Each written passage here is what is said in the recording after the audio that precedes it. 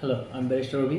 আমি আজকে কথা বলবো অস্ট্রেলিয়া যে বাংলাদেশকে লেভেল ওয়ানে নিয়ে এসেছে, আম, এই ব্যাপারটা নিয়ে যে সোশ্যাল মিডিয়াতে লাস্ট কিছুদিন যাবৎ আসলে খুব হাইট একটা নিউজ বা হচ্ছে ইনফরমেশন যেটা সার্কুলেট হচ্ছে, স্প্রেড হচ্ছে খুব বেশি, বিকজ অফ বেশিরভাগ এজেন্সি বা তাদের সাথে সংযুক্ত লোকজনগুলোই এই ইনফরমেশনটা বেশি প্রচার করছে বা ব্লগার্সরা বেশি প্রচার করছে। কিন্তু আসলে লেভেল ওয়ান বাংলাদেশের নাম আসার কারণে আসলে আসলে কতটুকু হেল্প হবে এই বিষয়টা ডিটেলসে কেউ আসলে বলছে না।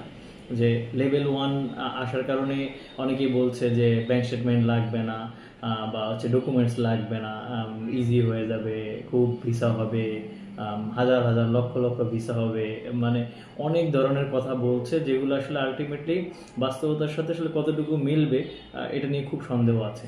কারণ দেখা যাবে যে হয়তো অস্ট্রেলিয়ান যে ভিসা অফিসার তিনি হয়তো নাই চাইতে পারেন, কিন্তু ইউনিভার্সিটি দেখতেই চাইতে পারে যে আপনার অ্যাকচুয়ালি ফান্ড আছে কিনা, আপনি যে যে টিউশন ফিটা রিমেইনিং থাকবে বা যে আপনার যে লিভিং কস্টটা আছে, এই লিভিং কস্টটা আসলেই আপনি বেয়ার করার মতন পজিশনে আছেন কিনা এটা চেক করতে চাইতেই পারে।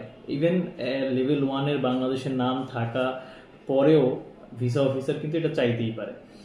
প্লাস হচ্ছে অন্যান্য আপনার যে সলভেন্সির যে ডকুমেন্টসগুলো, যেগুলো গত বছরগুলোতে আমরা দেখেছি স্টুডেন্টকে হচ্ছে মেক শিওর করতে হয় যে তার সোর্স অফ ফান্ড আসলে কি ছিল, এই সিমিলার ডকুমেন্টস তারা চাইতেই পারে। এমন কিছু না যে লেভেল ওয়ানে এসে গেছে বলে তারা আপনাকে চাইতে পারবে না বা তারা তাদের ওই রাইটস নাই চাওয়ার, এরকম কোনো কিছু হয় নাই।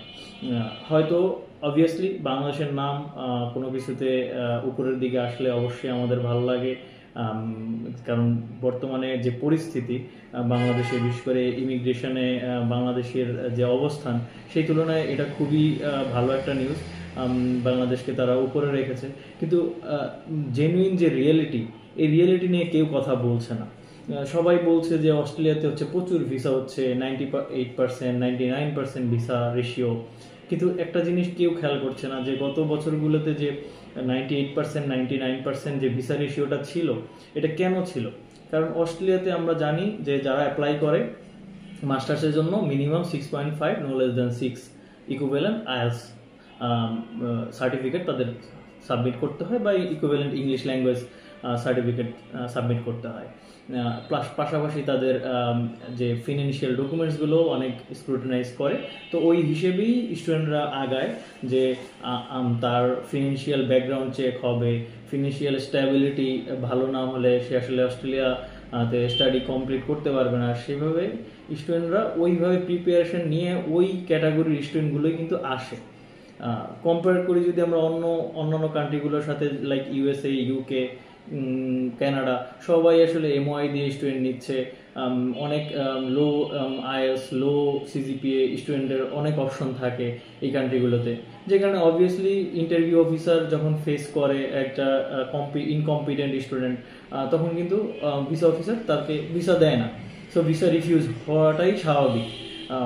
বরঞ্চ অস্ট্রেলিয়াতে ভিসা রিফিউজ হওয়াটা অস্বাভাবিক, কারণ অস্ট্রেলিয়াতে তারাই অ্যাপ্লাই করে যাদের প্রোফাইলটা আসলে ও অস্ট্রেলিয়ার যে স্ক্রুটিনাইজ করা হয় যেই ক্যাটাগরিতে, ওই ক্যাটাগরিতে সাকসেসফুল হওয়ার সম্ভাবনা থাকে, এরকম স্টুডেন্টগুলাই অ্যাকচুয়ালি অ্যাপ্লাই করে। বিশেষ করে আপনি দেখলেই বুঝবেন যে 6 বা 6.5 ইকুইভ্যালেন্ট একটা যখন ইংলিশ ল্যাঙ্গুয়েজ সার্টিফিকেট থাকে একটা স্টুডেন্টের, অবভিয়াসলি তার ইংলিশের ব্যাপার নিয়ে আসলে কোনো কনফিউশন থাকে না। সো এখানে ভিসা রিজেকশন হওয়ার তো উচিতই না। তো এখন এই ক্ষেত্রে আসলেই 98%, 99% আপনার মতন এমওআই দিয়ে লো সিজিপিএ নিয়ে অ্যাপ্লাই করা স্টুডেন্টের জন্য কি আসলেই কোনো সুবিধা দিচ্ছে? এটা নিজের কাছে প্রশ্ন রাখবেন। এবং ইউনিভার্সিটি এবং হচ্ছে কান্ট্রি চুজের ক্ষেত্রে আসলে সোশ্যাল মিডিয়া, হাইপড নিউজ, গ্রুপগুলোতে নিউজ, এগুলো অবশ্যই দেখবেন, কিন্তু নিজে থেকে আসলে পর্যালোচনা করবেন, একটা জিনিসের গভীরে গিয়ে আগে দেখবেন যে আসলে এই নিউজটা কি আপনার জন্য কোনো সুবিধা নিয়ে আসছে কিনা, বা আসলেই এই এই নিউজের আসলে সত্যতা কতটুকু, এইটা দেখে আপনারা হচ্ছে আপনাদের কাজ করবেন। ধন্যবাদ সবাইকে। ভালো থাকবেন।